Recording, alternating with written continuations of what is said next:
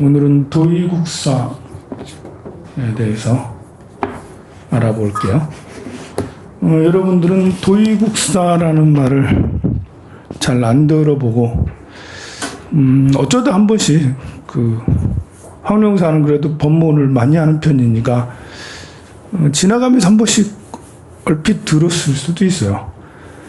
그러나 시험 보면 만약에 이제 시험을 보게 되면 필수 문제 중에 하나예요. 우리 스님들이 출가할 때도 시험 봐요. 안 보는 줄 알았는데 삼위계 볼 때도 시험 빡세게 치고 비구계 볼 때도 시험을 좀 세게 봐요. 이제 10년 정도 지나면 중덕이라고 하면서 시험을 어설프게 봐요.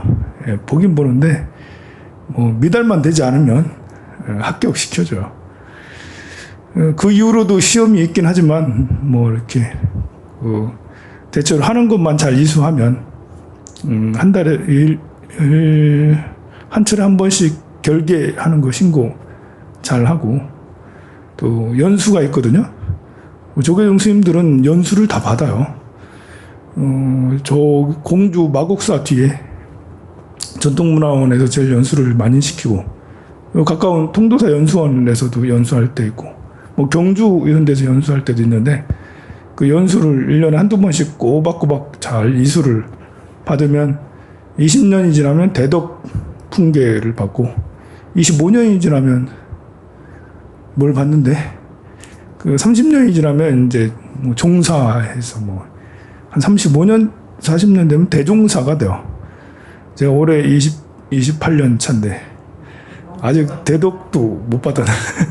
내가 그게 아니라 20년째 대덕을 봐야지 25년째 뭘 보는데 내가 안 갔어요. 그래가지고 대덕을 아직 못 받았어요. 그래가지고 지난번에 그것 때문에 연수하러 갔었는데 나 혼자 27년이더라고요.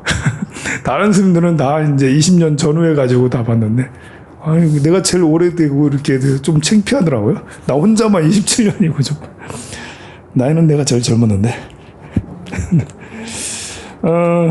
도의국사는 스님들이나 포교사 시험 보거나 이러면 필수로 등장하는 분입니다. 왜냐하면 여러분의 시조 다 알죠? 김해 김씨 시조 하도 유명해서 김수로왕 이거 그리고 이제 경주 최씨 시조는 최치원이잖아요. 여러분들 시조 다 알잖아. 다 알고 있죠? 별걸 다 물어보면 하면서 그런 것처럼 우리 조계종 스님들의 종조는 도의국사예요. 도의국사. 우리는 선종을 표방하고 있죠. 대한민국은 하는 걸 보면 통불교지만 하는 걸 보면 주문도 외우고 절도 하고 공양도 올리고 분위기가 이렇게 여러 가지 기복과 주술 또 불사 많은 것을 해서 천종일까라고 좀 이제 의아스러운 부분이 있지만 간판은 선종이에요. 간판은 선종이고 또 우리 출가 1만 2천 명의 조계종 승려 스님들은 선방에서 참선하는 걸 제일로 쳐요. 강의하고 이런 스님들은 선방에서 참선 못하니까 강의하는 거로 생각을 해. 강의하는 게 두 번째. 세 번째는 주지하고 이렇게 소인 보는 거 할 줄 모르니까 참선할 줄 모르니까 영 어설퍼가지고 이렇게 주지하고 총무하고 이렇게 하는 거고 제일 이제 출가해서 이것도 잘 못하고 저것도 잘 못하고 하는 스님들을 부전이라고 이렇게 여절 가서 부전하고 저절 가서 부전하고 요즘에는 목탕 노동자란 말도 생겼어요. 어떤 스님이 그러더니 목탕 노동자다. 완전히 비정규직이다. 그렇게 말하면 비정규직은 공찰의 주지 스님도 다 비정규직이죠. 그렇게 말하면 4년 임기 조금 더 열심히 하면 8년 하는데 그 다음엔 어디로 갈지 모르지 알 수 없잖아요. 그런 말하면 공찰의 주지 스님들도 다 비정규직이지. 저는 정규직이에요. 저는 사설사암 폐해도 많이 있지만 사설사암이다 보니까 제가 특별히 잘못하지 않는 이상 이렇게 계속 그냥 죽을 때까지 있으니까 정규직이지 뭐 정년퇴임도 없어. 요즘에 이제 포교원장 스님께서 이제 굉장히 난관을 치르고 있어요. 정규직이 영원하지 않다라고 할 수 있는 걸 보여주시는 분인데 불광사의 불광사는 광덕 스님께서 창건하신 절이에요. 광덕 스님은 근대 불교 60년대, 70년대, 80년대에 서울 이쪽에 불교를 뭐 이렇게 뭐 재건했다고 해야 되나? 불교 정신을 아주 드날리고 높이는데 광덕 스님 역할이 지대했어요. 뭐 이렇게 여러 공찰들, 여러 사찰들이 서로 절뺏기 싸움하는 그야말로 혼돈의 50년대, 60년대, 70년대인데 온갖 매스컴의 스님들이 싸움하는 이런 것들과 도둑질하거나 아니면 사기치거나 이런 것들이 난무할 때 광덕 스님은 이제 오로지 포교에 전념해서 불광사를 봉은사 계시다가 불광사를 창건해서 강남 제1의 사찰로 포교 잘하는 사찰로 만들었고 그 이후에 이제 지홍 스님께서 열반하시고 나서 이제 지홍 스님께도 받으셔서 지금에 이르렀어요. 불사도 새로 지홍 스님 계실 때 엄청 잘해놓고 그렇게 했는데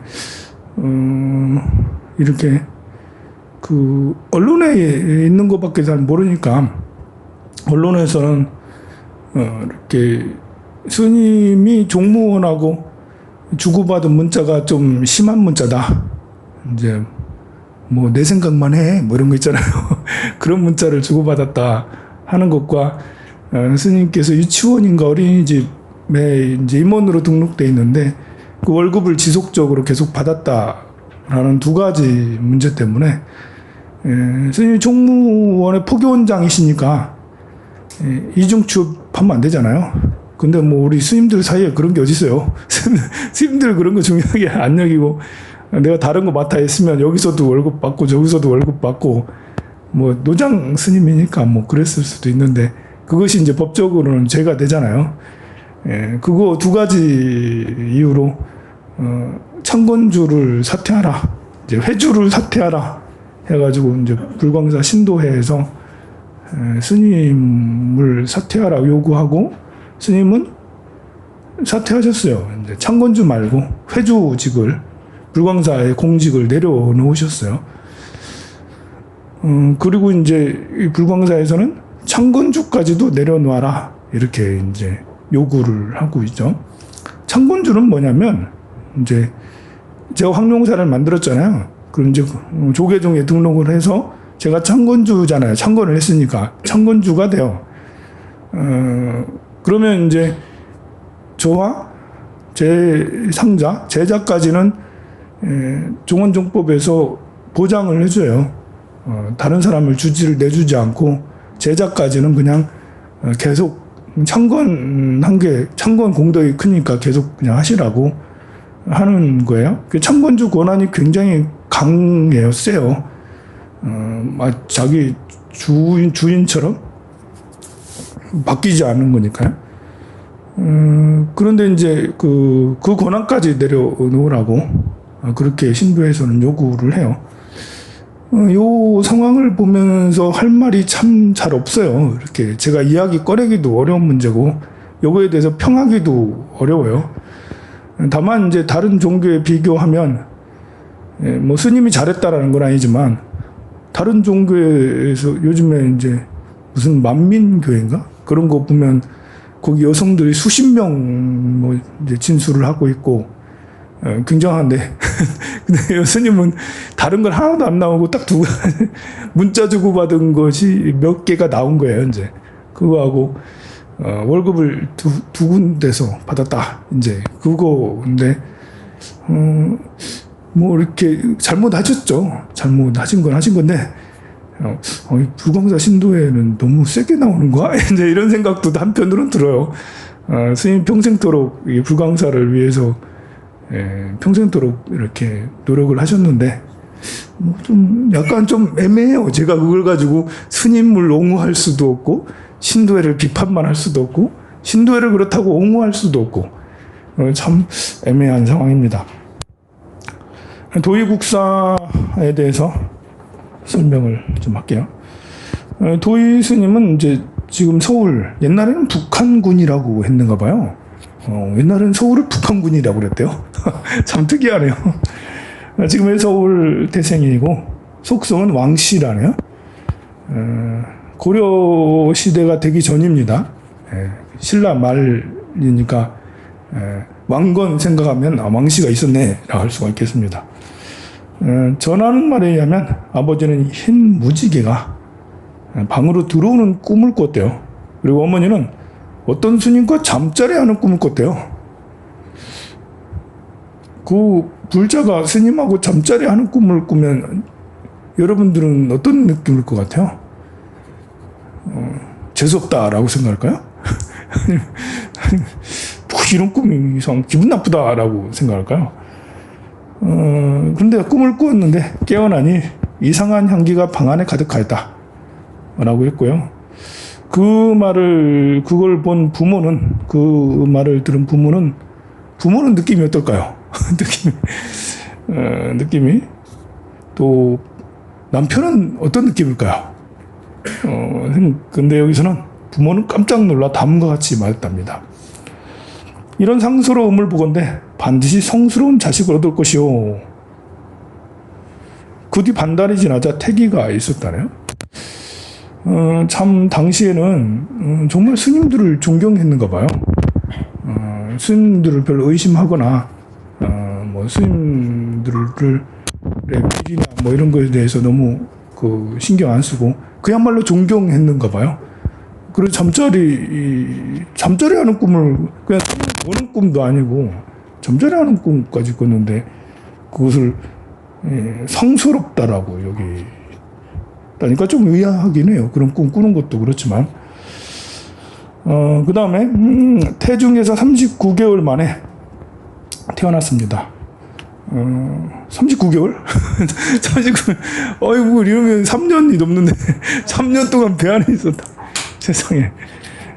인도에 이렇게 보면 협존자라고 있는데요. 협존자는 어머니가 80년 동안 배 안에 넣고 있었대요. 그래서 태어나면서 나이가 80살이었어요. 나이가 80살이었대. 전설적인 아주 협존자. 부처님 전등지자 중에 10번째인가 10몇 번째인가 되는 아주 대단한 스님이십니다. 협존자. 그런 전설이 있는데 여기 우리 도의국사도 39개월이라는 아주 기록적인 우리나라에서는 아마 최장 기간이지 싶은데 39개월이라는 기록적인 뱃속에 태중에 있었습니다. 요즘에는 이제 우리 이렇게 스님들 출가 수행자에 대한 어떤 이렇게 평이 많이 이렇게 평가가 절하돼 있죠. 신부가 더 존경스러워, 스님이 더 존경스러워 하면 이렇게 신부라고 생각하는 사람이 의외로 더 많은, 심지어 절에 다니는 사람조차 신부가 더 존경스러울 것 같은데요? 라고 이제 그렇게 참 안타까운 지경이 이르렀어요. 물론 우리 스님들 다 책임이겠지만 참 스님들의 어떤 명예가 땅에 떨어진 거는 참 부끄러운 일입니다. 스님뿐만 아니라 제가 불자들도 사실은 부끄러운 일이죠. 내가 다니는 절에 이렇게 절과 스님들이 이렇게 평가가 참 그렇다라는 게, 경기도 어느 아파트 단지에 입구에 절이 하나 들어섰는데 그 아파트 단지에서 절 나가라 절 나가라 농성하고 플랜카드 걸어놓고 그렇게 했대요. 거기에 뭐라고 플랜카드에 써 있냐면 혐오시설은 나가라 이렇게. 혐오시설이 우리 사찰이 혐오시설이 됐어요. 무슨 하수처리장도 아니고 우리가 무슨 장례식장도 아닌데, 아니 참 그 혐오 시설이라고 이렇게 떳떳하게, 그 아파트라는 거는 여러 사람이 모여 있는 곳이잖아요. 그럼 많은 사람들이 거기에 동의한다라는 말이잖아요. 혐오 시설이라고. 거기 입주한 사람들 중에 불자들이 좀 많으면 너무 심하지 않았냐 이렇게 할 텐데, 그냥 놔뒀다라는 건 많은 사람들이 동의한다라는 거잖아요. 아, 참 큰일이다 이제. 그래도 울산에서는 이제 제가 여기 울산 한 가운데에다 절을 이렇게 짓고 있는데 혐오 시설이라고는 하지 않아. 나가라라는 말 동네 주변은 한 마디도 못 들었거든요. 이렇게 뭐 공사할 때 민원 정도는 좀씩 넣으시긴 하셨는데, 이렇게 전혀 이렇게 오히려 환영하는 분위기 아닌가라고 스스로 착각할 정도로 다들 뭐 이렇게 잘 해주셔서 저를 이렇게 하는데 어려움이 별로 없었어요. 뭐 지금 대부를 모시는데도 저 정도 모시게 되면 이제 울산 시내 전체에서 이제 들고 일어나서 절대 안 된다라고 그렇게 앞에서 농성할 수도 있을 텐데, 서울 경기도 지역이라면 그래도 울산이니까 이제 어떻게든 이렇게 별 민원 넣는 사람들이 일부 있다 해도 많지 않으니까 다행인 것 같아요. 그런데 이제 참 그래요. 그 소식을 접하고 거기에 이렇게 밑글을 담는 사람들을 보니까 나도 시내에 이렇게 울긋불긋한 사찰이 들어오는 거는 좀 불편하다, 그렇게 생각하는 사람도 있더라고요. 시내 한가운데 울긋불긋한 단청을 한 사찰이 있으면 멋있지 않나? 진짜. 저도 사실은 단청을 그리 좋아하진 않았어요. 단청을 언제부터 좋아하게 됐냐면 단청이 얼마나 비용이 많이 드는지 알고부터 좋아했어요. 단청이 그래 비용이 많이 드는지는 몰랐거든요. 그럼 울긋불긋하니 뭐 저게 좋다고 대단하다고 한국에 미고 어쩌고, 아니 좀 울긋불긋하니 좀 촌스러운 거 아니야? 좀 별로 세련미가 없잖아, 이렇게 생각을 했었는데 요 단청은 되게 세련스럽고 좋아요. 근데 그냥 우리는 절에는 늘 살기 때문에 옛날 고찰들은 단청을 하지 않고 그냥 통도사 같은 데 가면 그냥 두잖아요. 좀 앤틱스럽고 그 클래식하고 그래서 좀 좋은데, 새로 지은 사찰들을 보면 삐까뻔쩍하니 다 단청을 해놓잖아. 보면 이제 단청에 대한 거부감보다는 무분별한 불사에 대한 거부감이 컸었던 것 같아요. 그런데 제가 이렇게 그 공사를 해보고 또 불사를 해보니까 이렇게 건물 짓는 것이 이런 것이 보통 일이 아닌 거예요. 특히 목조 건물은 꿈의 건물이에요. 나는 목조 건물이 그렇게 대단한지 몰랐어요. 이제 한옥 건물이 뭐 이렇게 우리는 한옥 건물에 늘 살았으니까 그렇게 좋은지 몰랐는데, 불사를 해보니까 한옥 건물 지르면 3배 정도 더 들어요. 또 거의 단층까지 하면 한 너댓 배 정도 더 들어요. 우리가 거의 이제 건물 한 400평 정도 쓰는데 한옥 건물로 400평을 지으려면 100억, 200억이 들어요. 이제 400평을 지으려면 여러 동을 지어야 되니까 한 동 60평짜리 한옥 방을 한 60평짜리 쓰는 한옥 건물 지으려면 엄청 커야 되잖아요. 백양사도 50평 뭐 이러거든요. 그러면 그게 그 법당 짓는데 50억은 들었을 텐데 굉장한, 그 중에 한 10억은 이제 단청인 거예요. 단청이 정말 많이 들어가요. 그런데 시내에 그런 단청 건물이 들어오는 게 좀 불편하다.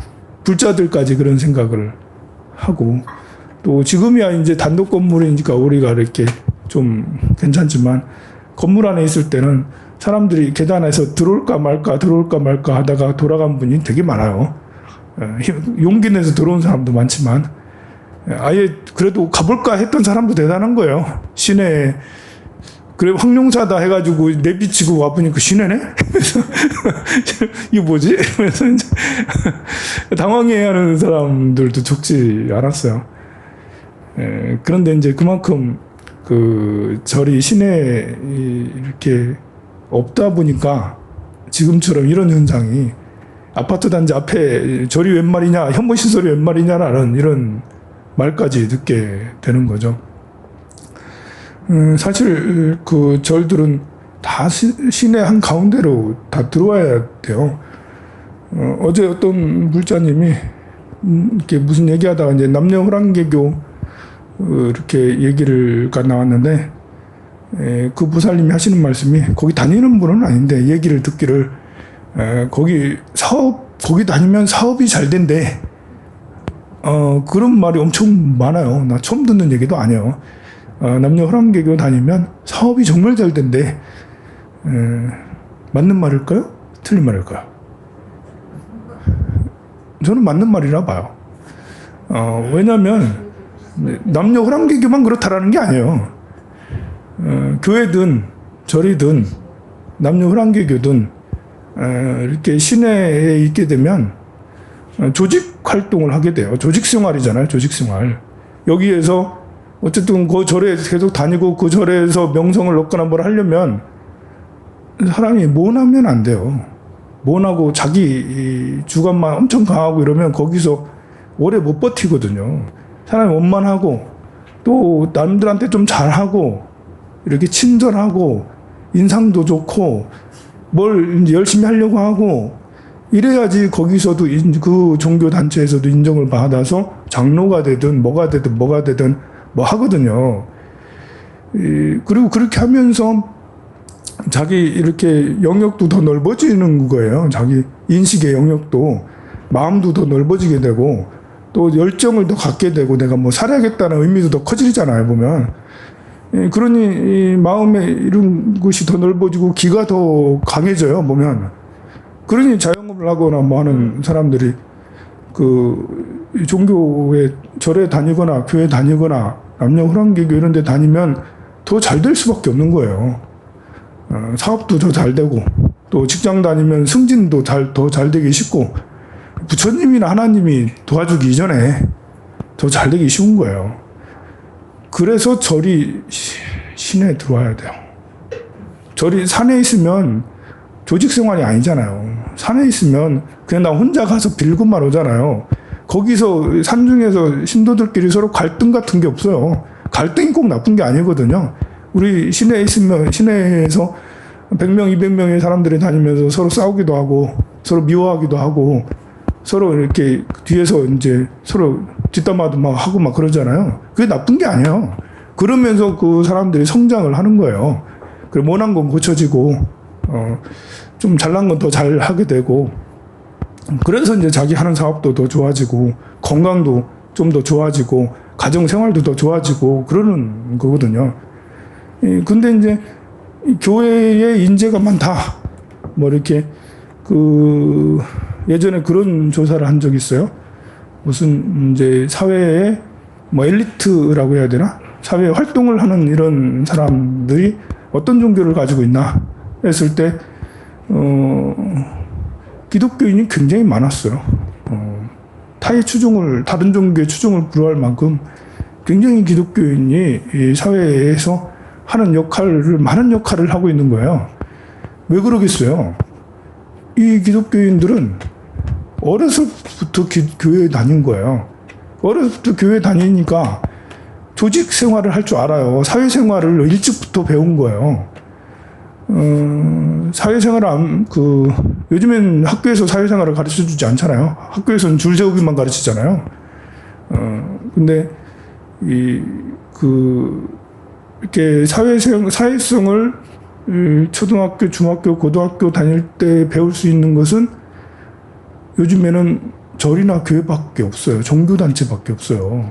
학교에서는 제대로, 학원이나 학교는 그런 거 안 가르치잖아요. 근데 교회나 절이나 이런 데 가면 어른들도 많이 있고, 같은 동급생뿐만 아니라 초등학교, 중학교, 고등학교 다 있다고요.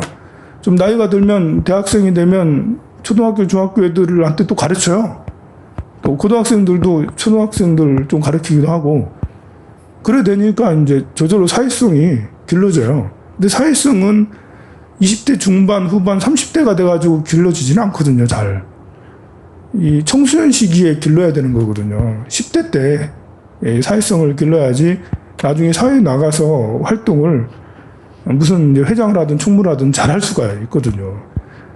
예, 그러니 이제 이렇게 일찍부터 조직 생활을 했던 그런 곳에서는 나중에 사회 생활을 하더라도 잘할 수가 있는 거예요. 절도 빨리 시내로 들어와서 우리 황룡사처럼 이렇게 활동을 해야지 여기서 인재도 길러지는 거고 아이들이 여기서 활동을 하고 어른들도 이렇게 다니면서 이제 그 좀 다니는데 좀 힘든 면도 있지만 그러면서 이제 복을 쌓고 자기 개발을 하게 되는 거죠. 도의국사 얘기를 해야 되는데 39개월 만에 태어났어요. 그 탄생하던 날 저녁에 갑자기 이상한 스님이 석장을 짓고 문 앞에 와서요. 오늘 낳으신 낙이 태를 강가의 언덕에다 두십시오. 하고는 호련히 사라졌대요. 그럼 마침내 스님의 말을 따라서 태를 가져다 묻었어요. 강가 언덕에. 그러자 큰 사슴이 산에 떠나지 않고 지켰다라고. 사슴이 그러고 있는데도 오가는 사람들이 보고도 해치려는 생각을 내지 않았다 합니다. 그러한 상승을 가르칠 생각을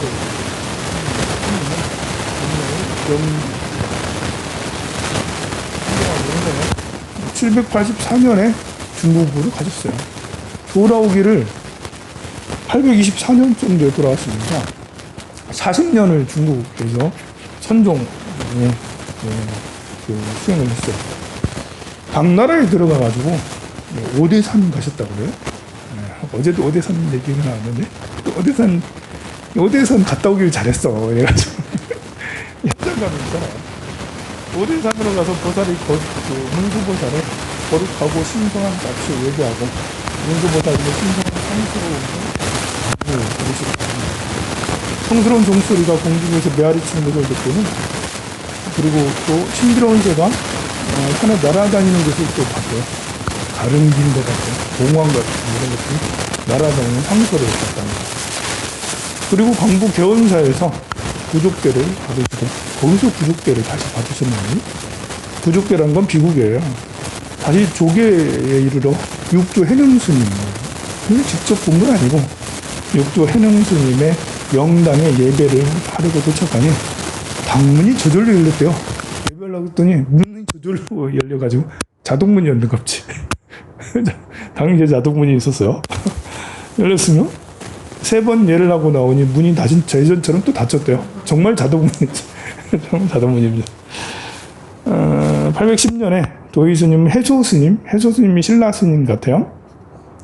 당나라에 우연히 만나게 되어 함께 서남의 명산을 두루 유람하면서 참방하면서 도를 탐구하고 마침내 불지견을 깨달음을 얻어서 신라로 돌아왔다고 그럽니다. 이 스님께서 신라로 돌아올 때는 한국에는 교종 위주의 사찰이었어요. 절 분위기였어요. 경전을 연구하고 또 기복, 복을 구하고 또 예참, 참회하고 일부 주술로 하는 분도 있었지만 거의 대부분의 불교의 분위기가 예배, 예참 그리고 경전, 스님들은 경전 연구 이런 분위기여서 참선이라는 게 아예 들어오지를 않았었어요.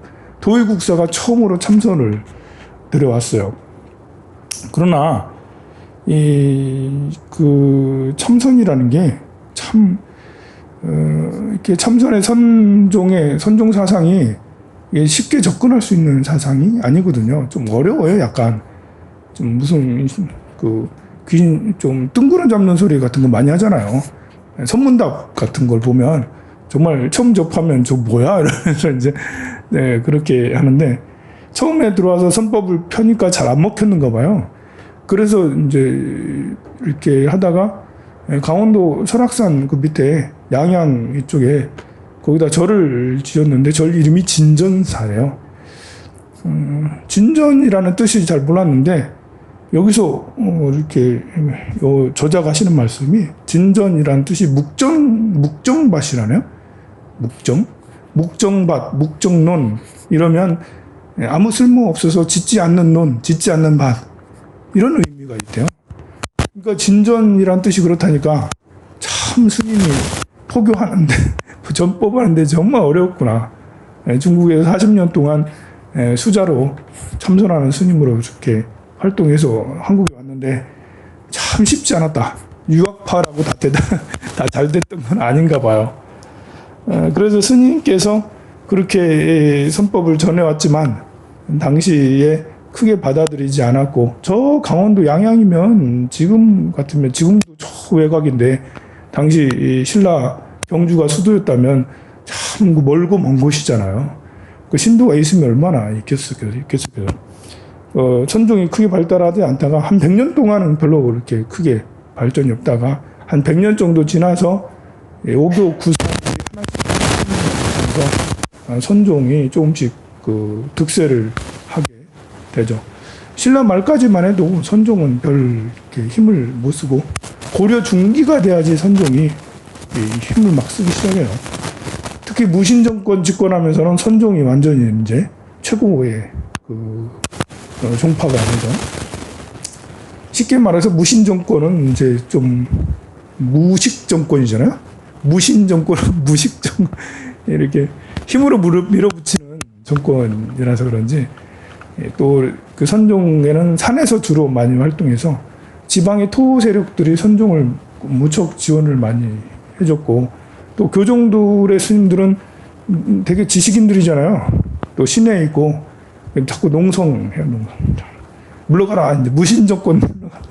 자꾸 이제 그 이렇게 반정부 세력들이 스님들이 좀 많아가지고 더 선종을 많이 지원해줬다고 그래요. 그 선종의 스님들 얘기는 나중에 또 더 하겠습니다. 도의국사의 말씀이 행적이 그래 많지를 않아요.